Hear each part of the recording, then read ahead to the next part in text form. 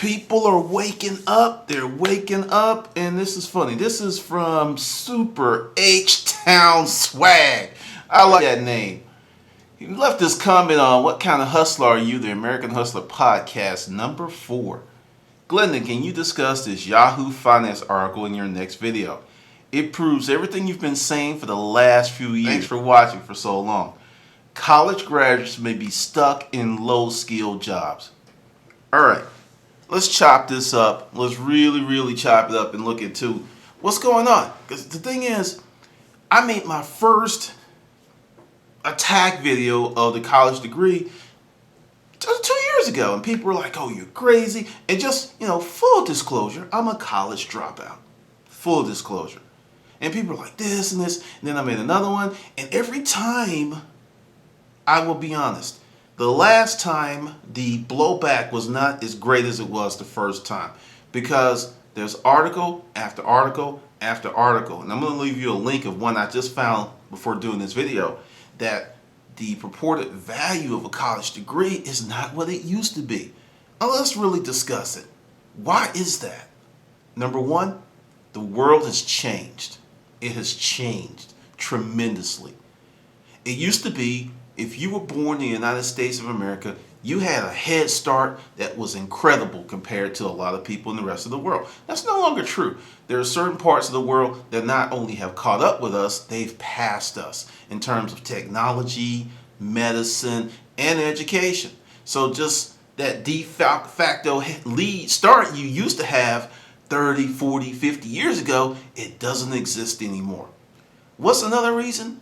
2, colleges have become for-profit centers. If the United States government did not have this crazy student loan program, yes, in my opinion, it's crazy that you're going to give someone who's 17, 18, 19 with no money management skills whatsoever a $60, $80, $100,000 loan. No wonder the student loan default rate is so high. People are getting mortgage level debt for a degree. Information, and this is not categorically every school, but there are some schools that are teaching obsolete, outdated information. They're getting these degrees and the information is not relevant. So they spent 40, 50, 60, 70, or sometimes $100,000, and they come out into the real world and they're like, what the hell's the problem? Why can't I find a decent paying job? And the simple fact of the matter is, you're not qualified. I know that hurts. It would hurt me if I spent $100,000 on some shit and it didn't do what it was supposed to do. I would have some problems. I would have a lot of problems. What's another reason? Technology. There were jobs, certain clerical jobs, that 20 years ago someone would make $30,000, $40,000, $50,000 a year.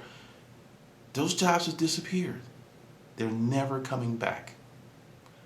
It is displacement, not replacement. Replacement means they will hire someone younger and cheaper, which is happening also.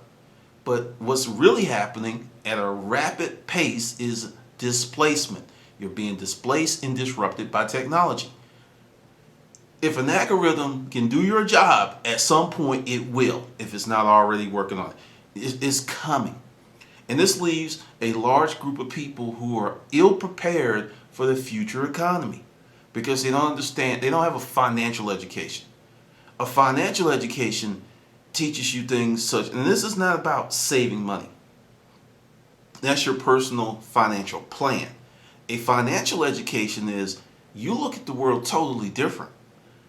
I'm like driving down the street, and I've said this in many videos before, and I'll walk into business and I'll see certain things and I'll just, in my mind, oh, they're going to be out of business in 6 months. Because I'm seeing so many things that are wrong because this person either saved up money or got a loan, but they didn't know what they were doing with their business. The financial education is, I'll just give it to you. My financial education led me to shut down not 1, but 2 storefronts, move everything to the warehouse, and sell as much crap online as possible. People thought I was nuts. When I first entered the storage auction business, many people were afraid of eBay. Well, apparently their foresight was pretty good, but back then eBay was pretty tame compared to what it is now.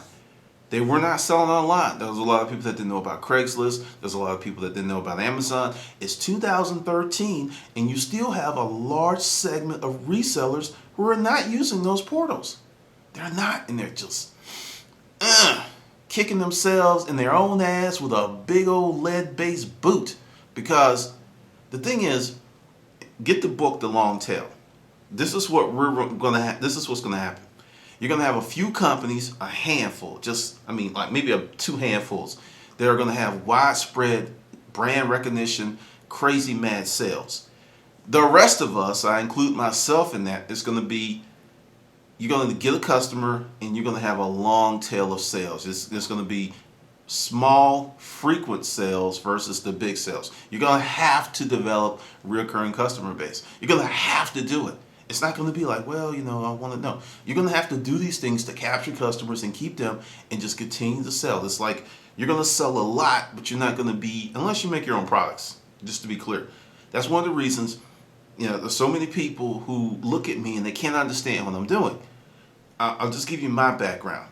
I started off as a scrub, and I got into, contract office furniture, which means you buy furniture from a wholesaler to sell to your end user.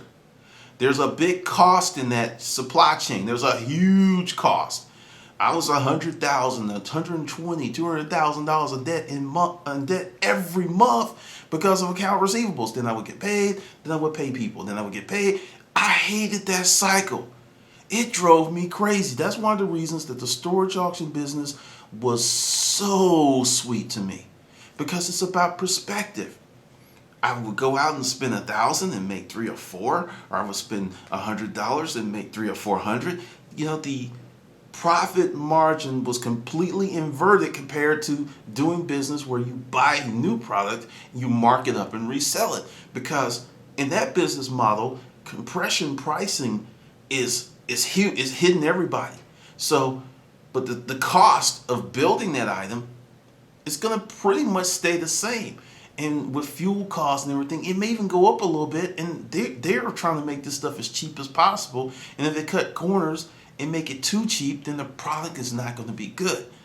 Which brings me to why I'm doing what I'm doing. Currently, I create my own products.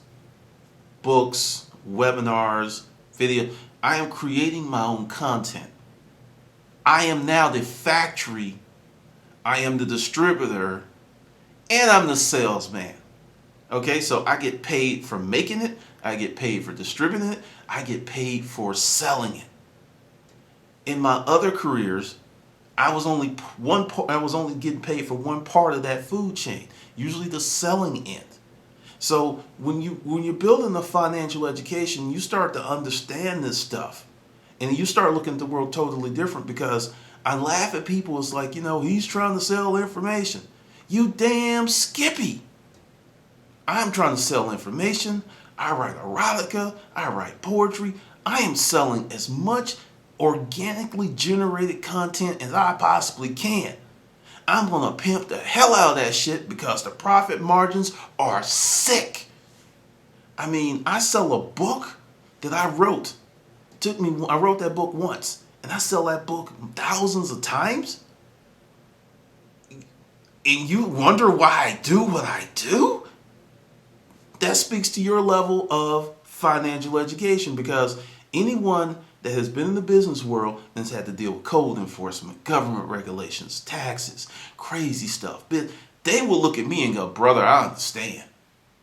Because I don't have to deal with that stuff right now. And in the future, I'm going to have to deal with it because I got a project that's coming up. But when I sold that first year, first 14 months, made $62,000. My biggest expense was taxes. It was my biggest expense. It was just, my mind was just like, wow, how can I make this bigger? How can I make this better? Because I am the factory. And if you go to my Hustler Mindset playlist, I talk about the producer and the consumer. You want to get on, I'm a producer. You want to get on the producer side. You really want to get on the producer side, because as long as you're on the consumer side, your choices are going to be, infinite. But the tax man is going, knock you upside the head because you get most of your income, if not all, from a job where you're going to lose 30 something to 40% of your money before you even get it, player. Think about that. Think about that. 30 to 40% of your money is gone before you even get it. Yet you want to stay a consumer? You want to stay small time, part time?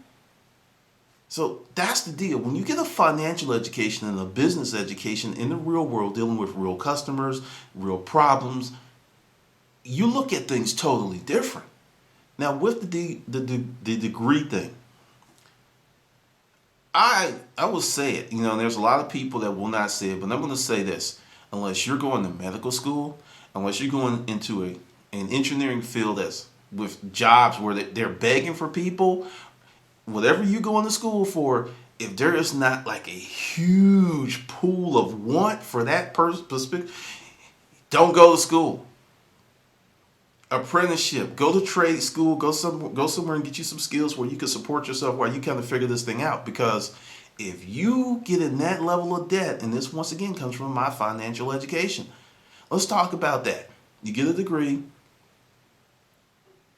say it's 45,000, but because you don't understand how money works, you're looking at just making that minimum payment. You're gonna pay $120,000 for that degree that was obsolete.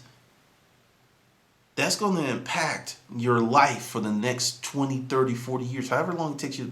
That's going to be a significant impact. It's going to lower your credit ratios. It's going to reduce the amount of house you can buy. It's going to reduce the type of car you can buy. It's going to impact your complete life. It's a big decision. You are better off not having the degree and not having that debt than having a degree and having that debt and can't find a job. Now let's get to, I gotta say the name again, H-Town Swag. Let's get to the low skill thing. And I've actually addressed this in the very first degree video. I said, yeah, I used to be an employer. I know how employers think. Wait a minute, I can get this college graduate for the same money I was gonna pay this high school kid? Of course I'm gonna do that. Is that something to brag about? It's like, yeah, I got a degree so I can easily get a low-wage job. Is that really something to brag about? Is that really a monumental moment in your life? I was like, yeah, you know. And they talked about it on CBS Sunday morning. This is a huge conversation. And there, like I said, the school of thought is split because there are people like, get the degree and then over time it's going to work itself out. I totally disagree with that train of thought because of what the world is doing and what's going on with technology. You don't have time to waste 4 to 6 years in school on a bad degree. Because, give you my perspective. When I was a scrub and I was going through my matriculation as becoming a business person, a real business person, I weighed out the cost of going back to school. And I came up with, going back, finish up undergrad, go ahead and get a master's. It was a 6 to 7 year plan. And I estimated about 28 grand to do it. Now, this is the kicker. If I had embarked on that plan versus creating Scheme Incorporated and getting that job at Rent-A-Crate and getting that business education, I would have probably graduated around 2006. Okay, 2006. Probably would have found a job because things were still kind of good. So I would have prepared 6 years, maybe 7, for 18 months of possible prosperity because the field that I was going to go into was a management field. It's not doing very well. So I would have spent 6 to 7 years of my life to get these 2 pieces of paper to go into a field that is constricting. It's contracting. It's getting smaller and smaller. One decision to get a degree, and that's why I'm so vigorous about this, because understand, you need knowledge. You need to know how to apply the knowledge. You don't need a degree. You need knowledge.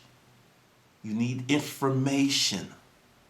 And you can get that much cheaper. I have a video, how to find gold at estate and garage sales. I have letters from people who watched that video, which is like 7-8 minutes, and it's free. One guy made 14,000 in less than 6 months. Another guy is routinely making $600 to $800 a month, and he doesn't go out all the time. Follow the information in that video. I've had people who've watched all 600 of my videos. Well, there used to be 660. I pulled a lot down. There was some duplication, some other things. I've had people started their resale careers off of this channel and are making money to feed their families off this channel, because that's another thing I'm going to address. There are people like, Glendon doesn't give out free information.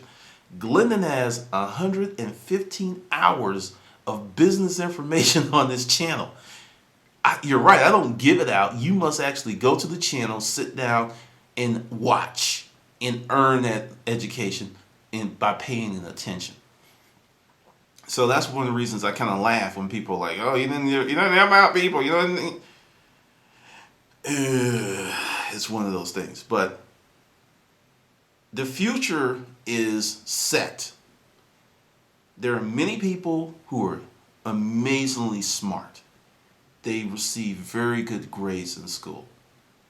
And they're going to be working a suck-ass, low-wage job for many years of their life until they wise the fuck up. Going into school and understand the environment of school is insulated from the real world. You're in school, you pass this test, you make this grade, you get support from other people who are in school. It's like, yeah, you're really smart. Then you get out in the real world without that environment, without that academic tribe, and it's just like, what the fuck? And many kids are going, and I'm saying kids, between 20 and 25 are like, what the fuck happened? I was lied to. I was bamboozled. I was led astray because this is not what I was told.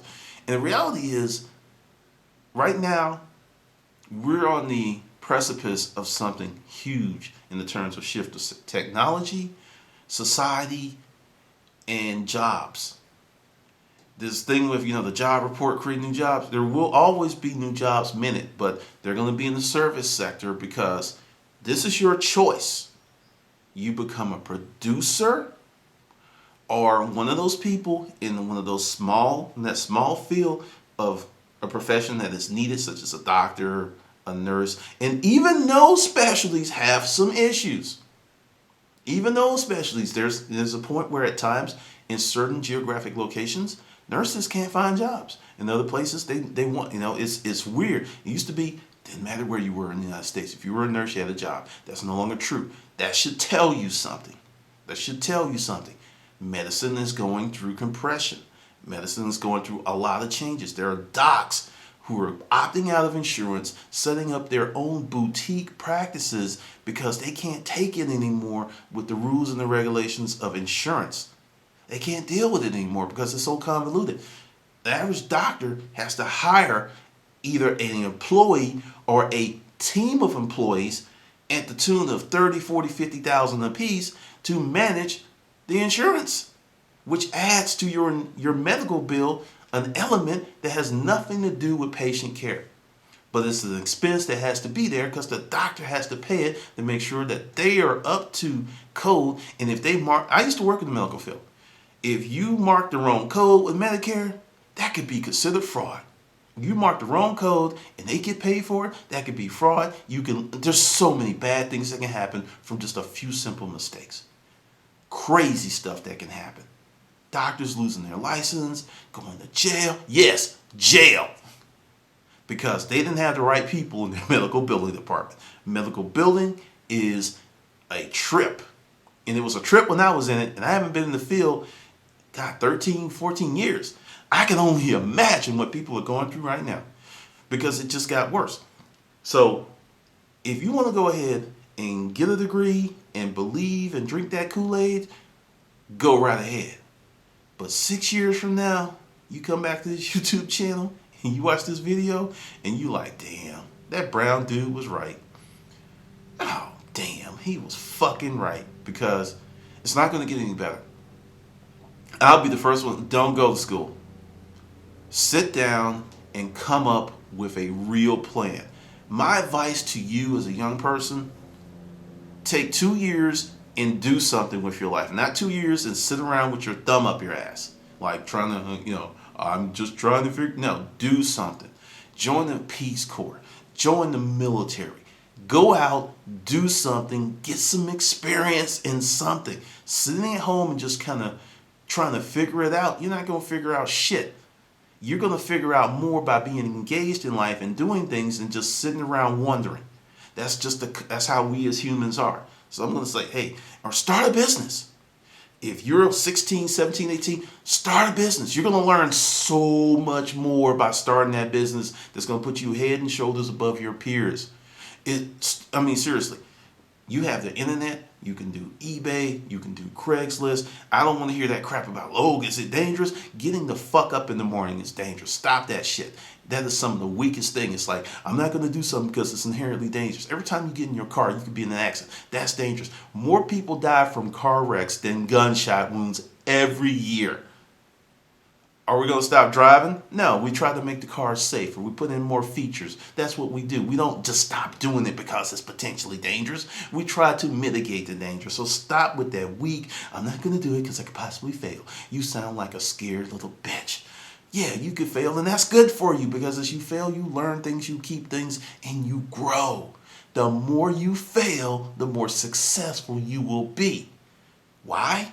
Because your repertoire of experiences is huge. Failure teaches you more than success, because failure is ouch.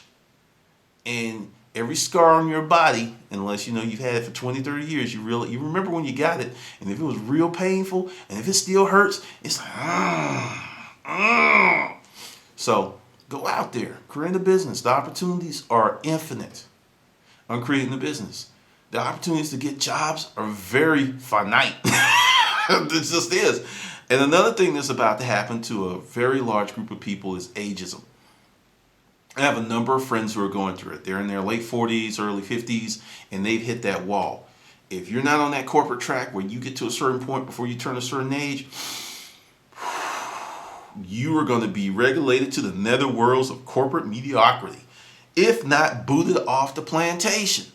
And if you're 55 and you get booted off the plantation, unless you want to start your own thing, it's going to be very hard for you to get a comparable position, unless you're just a shit in your industry, unless you are the dude or the woman where you don't even have to send a resume. You just sit in and y'all chat, and then you start working next Monday.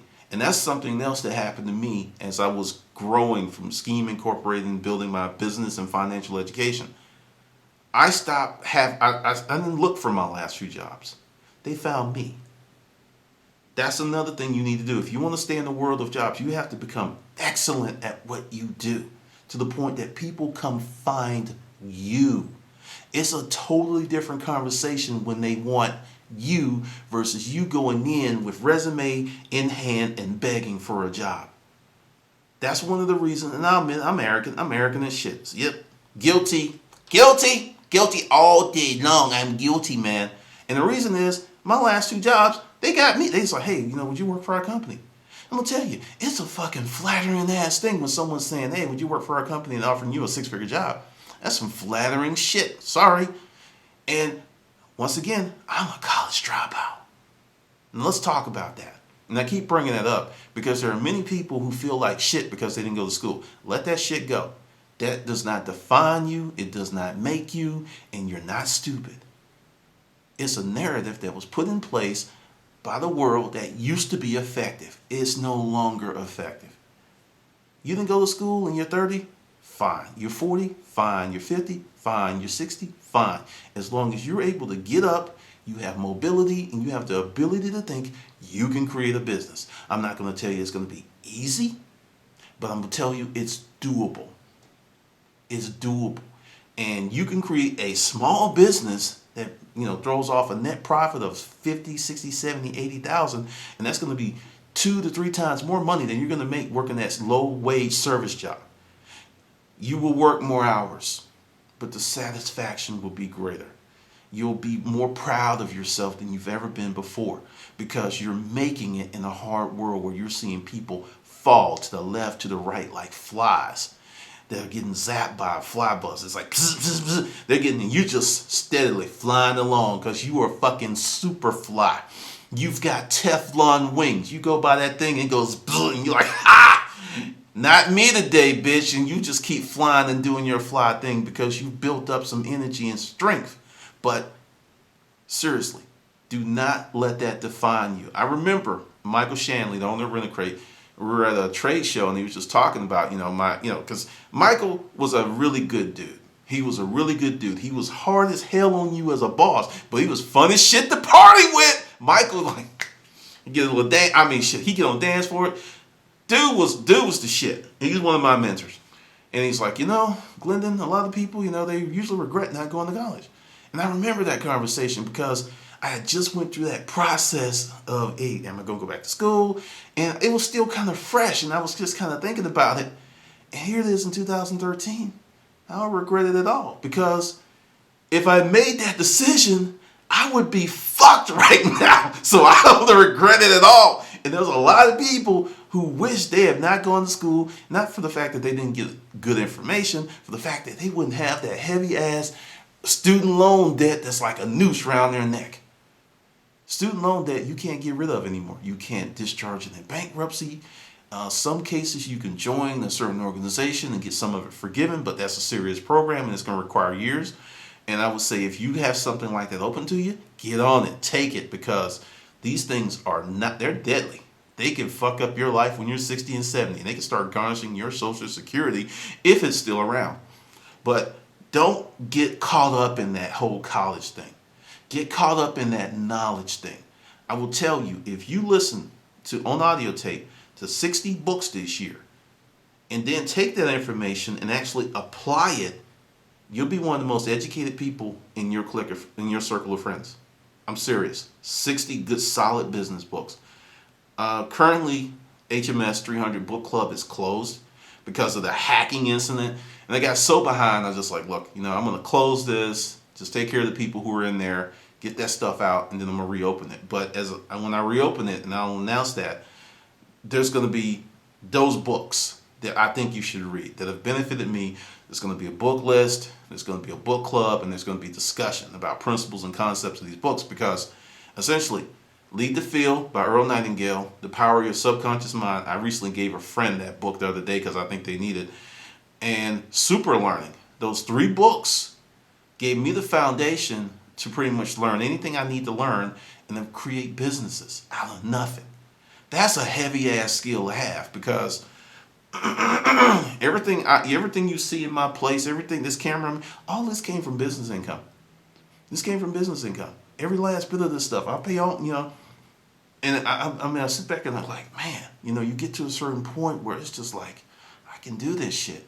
And in the beginning, I'll tell you, when it was first happening, I was scared because it was just like, I don't know, because when you enter into new waters, because going from that situation of living in that boarding house and then jumping up into Rent-A-Crate and around all these fancy people, everyone's driving like a BMW or a Lexus or a Mercedes. My ass was taking the bus. My ass was taking the bus to work. The bus into MARTA, and then walk down up the doorbell to the Rent-A-Crate office. And I had the keys to the office, so I will, let myself in. But that's how I started, and that's what I'm telling you. Don't worry about what happened in the past. Stop making mistakes, and you can move forward. And, just understand. And, I'm going to put a bunch of links under here. There's numerous articles from many credible news sources that are talking about this. If you get the wrong degree in the wrong field, you may be saying, how may I help you today, quite frequently. You mean, it's like, do you want sugar with that? That may be your life for years. Not weeks or months, but for years. You might be a 35, 40-year-old person that has to have a roommate or 2. Some cities, I don't care how much you make, you're still going to need a roommate if you're like California, New York. But you have to think about that. So understand, the best way around this is to become a producer.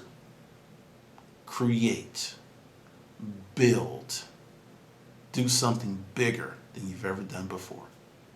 All right, this is Glendon, and I will see you on the good side.